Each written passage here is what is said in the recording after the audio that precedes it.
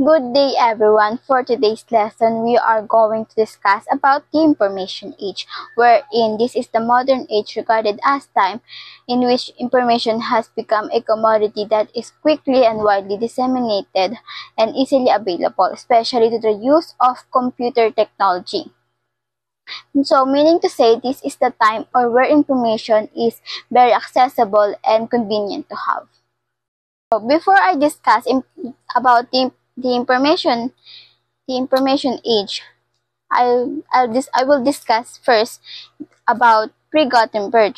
So pre-Gutenberg world refers to the period before the invention of printing press by Johannes Gutenberg in the 15th century. This era was characterized by limited access to knowledge and information, as books and manuscripts had to be copied by hand, making them expensive and difficult to produce. This process was time-consuming and labor-intensive, resulting in a limited number of books being available. As a result, only the wealthy and educated elite had access to written knowledge, while the majority of the population remained illiterate.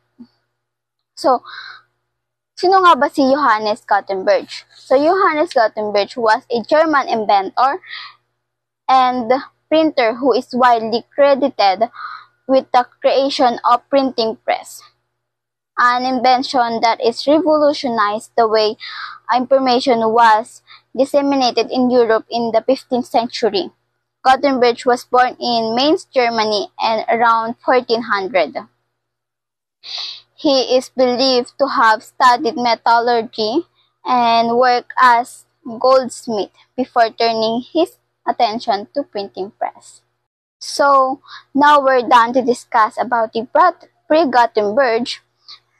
Magtungo naman tayo sa Gutenberg Revolution. So, Gutenberg Revolution refers to the widespread dissemination of the information that occurred as a result of Johannes Gutenberg's invention of the printing press in mid-15th century. This revolutionary invention paved the way of the mass production of books, pamphlets, and other printing materials. It democratized knowledge allowing of the spread of ideas and advancement in science, philosophy, and the arts. So it helped fuel the Renaissance and Reformation, enabling the ideas of the thinker like Martin Luther to reach the wider audience. So, yun. So, the Gutenberg invention has a lasting impact on the world, and he is often referred as the father of printing press. Post-Gutenberg world. Following the invention of the printing press by Johannes Gutenberg, the globe witnessed a rise in information accessibility, literacy, and the democratization of knowledge. The term post-Gutenberg world describes the contemporary period characterized by a move away from traditional print media and digital revolution.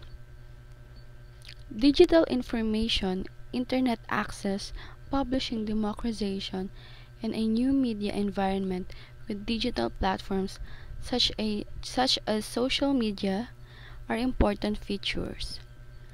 Misinformation and privacy issues are the challenges, yet global communication and increased access to knowledge are opportunities.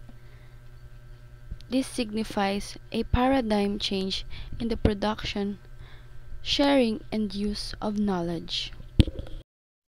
So, ngayon na, magtungo tayo sa information age. So, yun yung main topic natin ngayon. So, information age is also known as the digital age or the computer age. Information age is a period in human history characterized by rapid advancement of technology and widespread access to information. This era is marked by the availability of digital technologies such as computers, smartphones, and in the internet. which have revolutionized the way of people communicate and work and learn. So, information has become a central part of our daily lives. We can access and share instantaneously and allowing people to stay connected with others from around the world. This ease of communication has led the globalization of industries, economies, and cultures such as barriers to information exchange had been break down. So, yun nga dahil nga sa paglago ng technologies, information age is mas ang laki ng part nito sa araw-araw na pamumuhay natin, especially talagang sobrang daming nagbago. Like sa natakal natin kanina about sa pre-Gutenberg, kung gaano kahirap magkaroon ng access sa information at kung gaano kahirap mag-produce ng isang books sa, 'di ba, kasi nga by hand yung paggawa dun sa pre-Gutenberg era. So, ganoon naman ngayon yung kabilis kung paano tayo magkakaroon ng access sa information. Just a few clicks, a few kemerut, 'di ba? The Osborne Computer Corporation introduced the Osborne 1, the first portable microcomputer to be successful commercially in 1981. It was created by Adam Osborne and included a 5-inch monochrome CRT monitor, 64 KB of RAM, and a Zilog Z80 microprocessor. The computer came with pre-installed WordStar, SuperCalc, and CBasic, and ran the CP/M operating system. Despite not having a battery and requiring to plug to function, it was deemed portable at a weight of approximately 24.5 pounds or 11 kilograms, and being able to be transported like a suitcase. Because of its early success, portable computing has become more widely accepted. The computer, which was created by Manuel Manny Fernandez, was among the first to be sold as a laptop because of its compact design and integrated keyboard that could only be folded under the main body. The Gavillion SC's salient characteristics were as follows: microprocessors, Zilog Z80A with RAM of 64 KB with a 128 KB expansion possible, a floppy disk device measuring 3.5 inches, an LCD screen. Gavillion DOS is an operating system that is compatible with MS-DOS, an integrated touchpad, which serve as the model for the touchpad seen on modern laptops. Though it was not as economically successful as the later portable computers, the Gavillion SC was revolutionary for its time, featuring features that are now typical in modern laptops. The first fully digital camera to record photos as a computerized file was the Fuji DS-1P from 1988.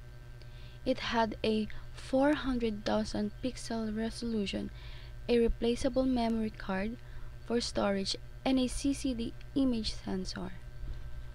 Despite not being publicly accessible, it showed the potential for digital storage and image capture, which would eventually become industry standards, and it set the foundation for future digital camera designs. An important step forward in transatlantic telecommunications was made on August 13, 1988, when TAT-8, the first transatlantic fiber optic telephone cable, was inaugurated.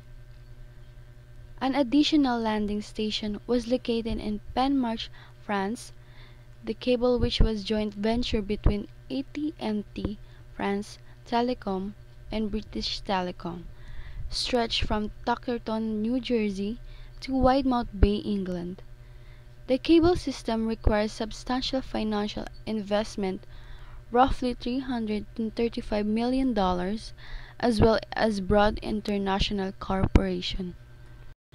The World Wide Web is a hypertext-based system for organizing and exchanging information on the Internet that was suggested in 1989 by British scientist Tim Berners-Lee.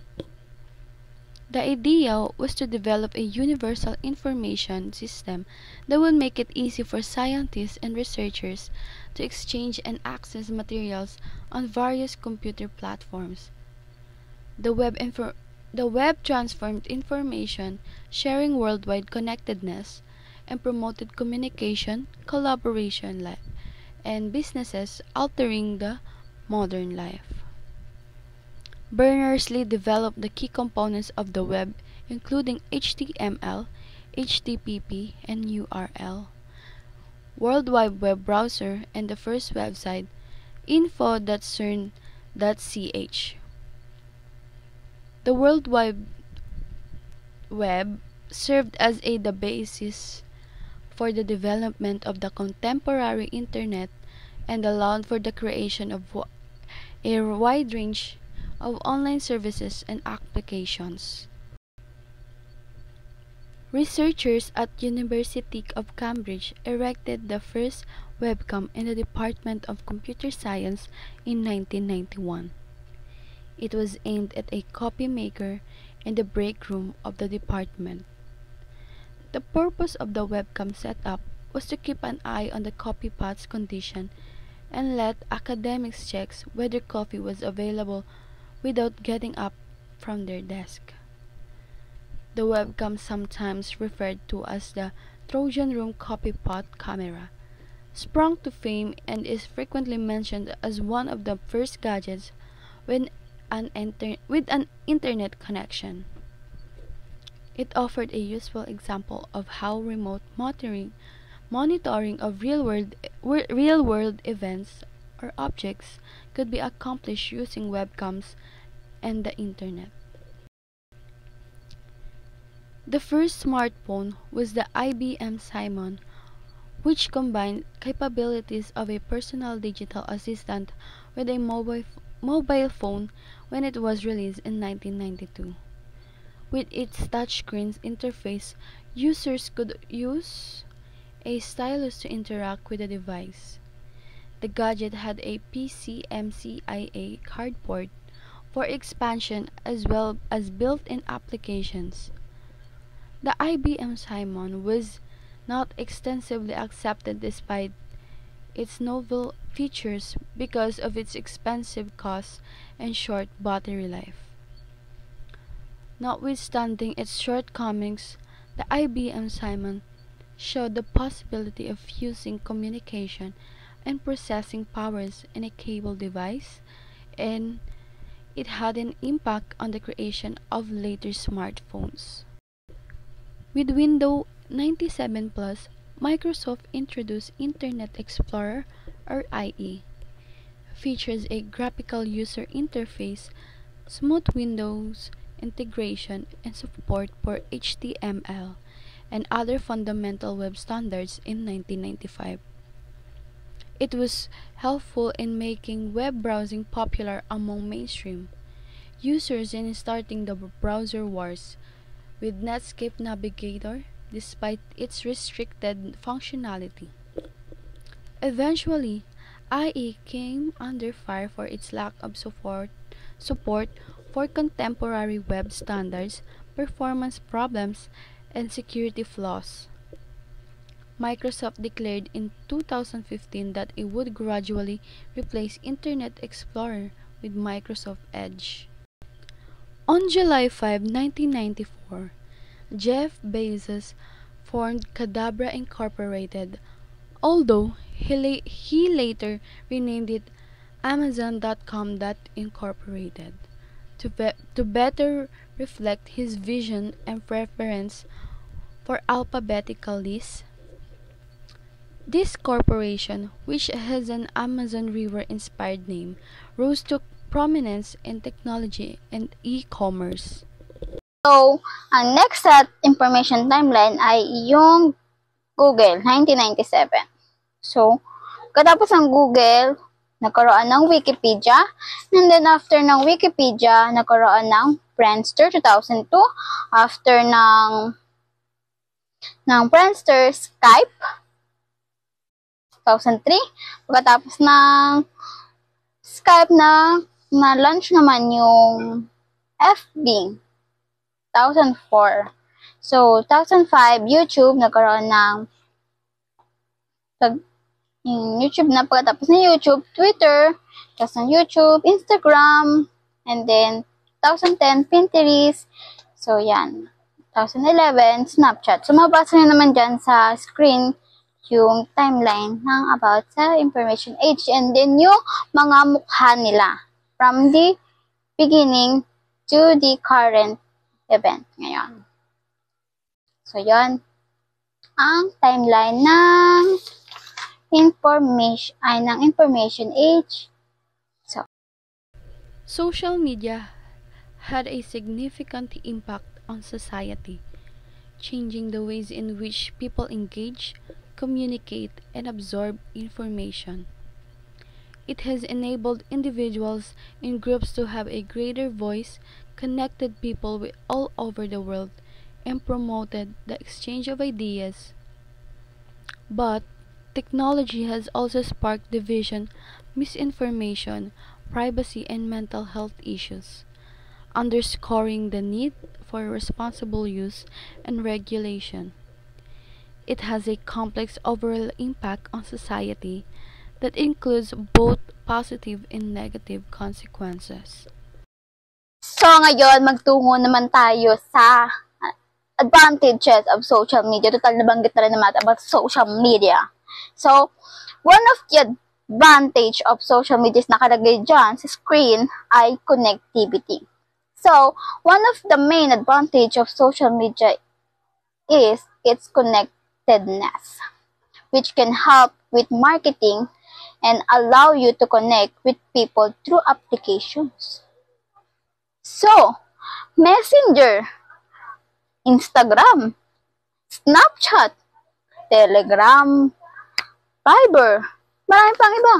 Viber, alam ko ginagamit to sa pag may mga makamag-anak kasi ibang bansa, yun, ayun yung ginagamit nila. Kasi alam ko yung ibang kasing application is ban sa ibang country, sa ibang bansa. Yun. So, yun. Yung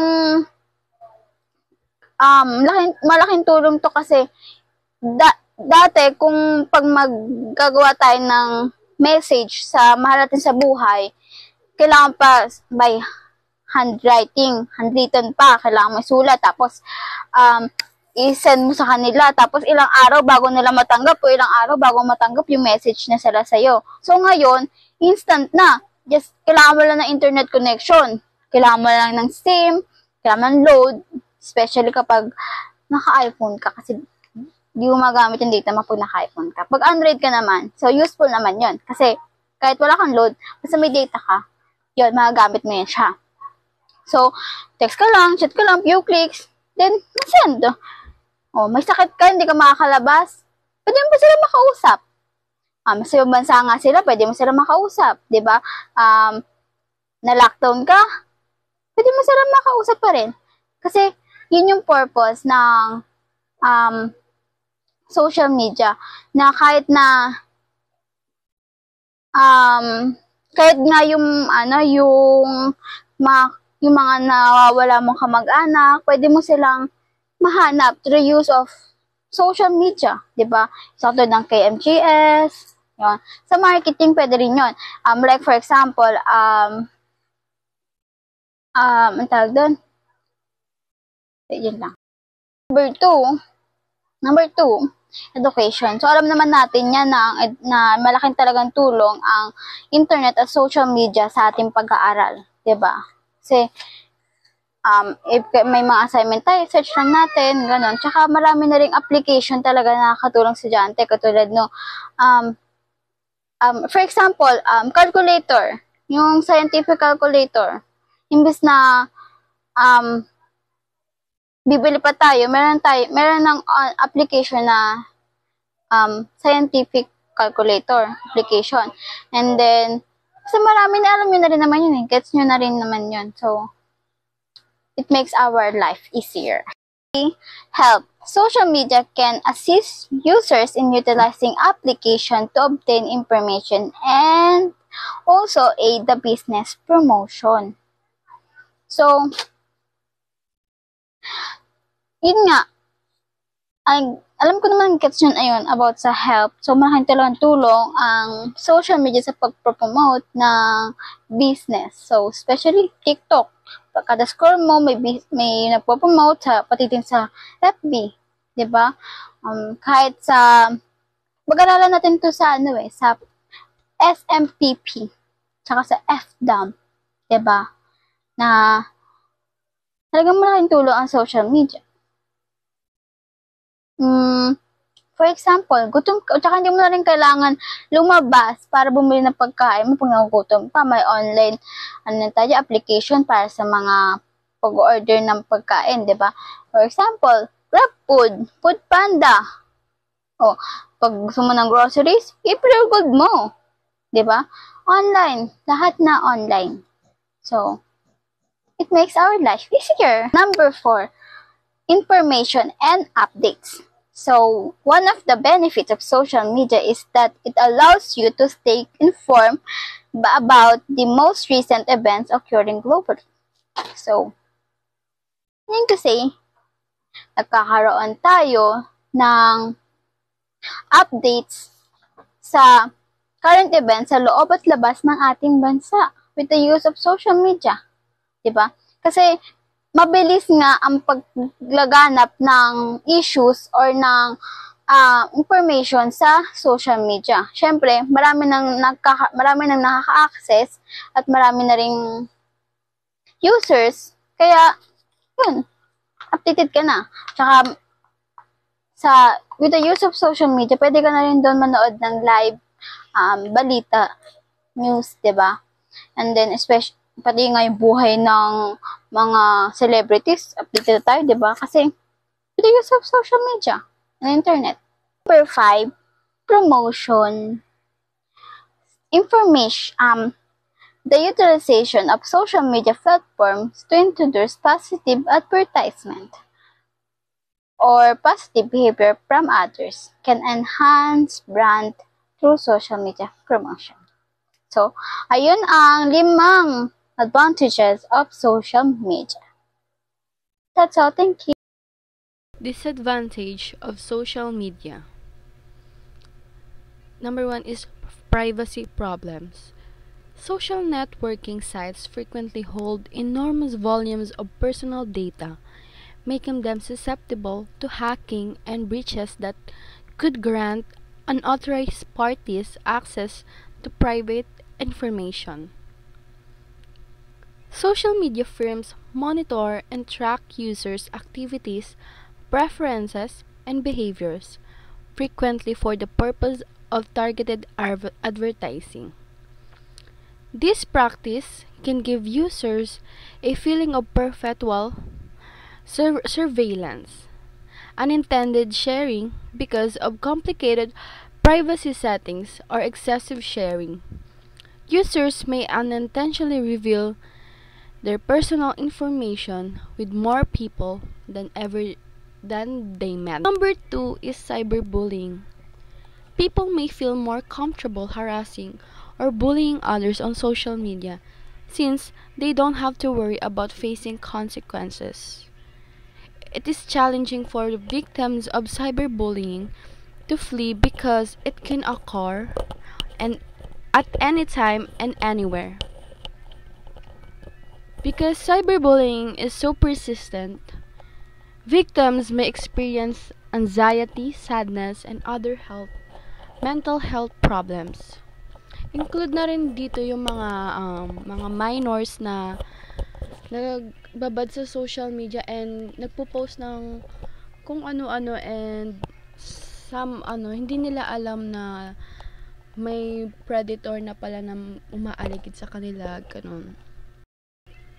Number 3 is addiction.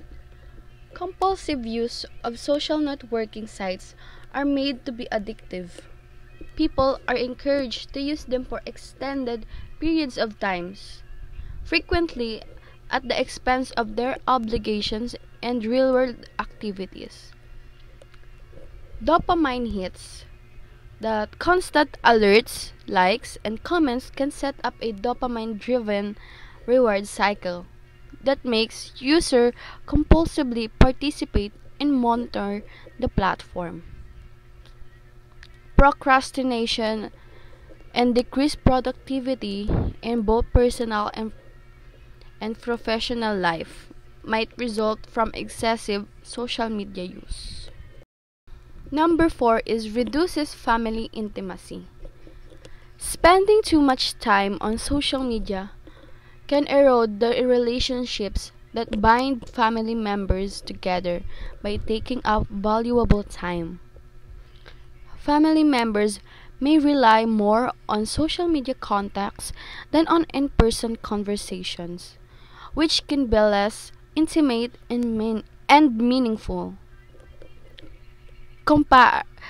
Comparison and conflict, that seeing idealized depictions of other families might cause family members to believe that their own family life is insufficient, which can result in comparisons and conflict within the family. Number 5 and last, health issues. Extended usage of social media, particularly by young people, has been associated with higher levels of anxiety, depression, and loneliness.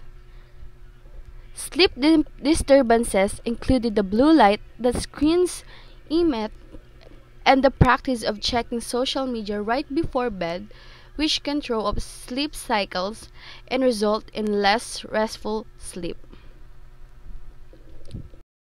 A sedentary lifestyle, which is exacerbated by excessive screen time, can lead to problems including obesity, bad posture, and eye strain.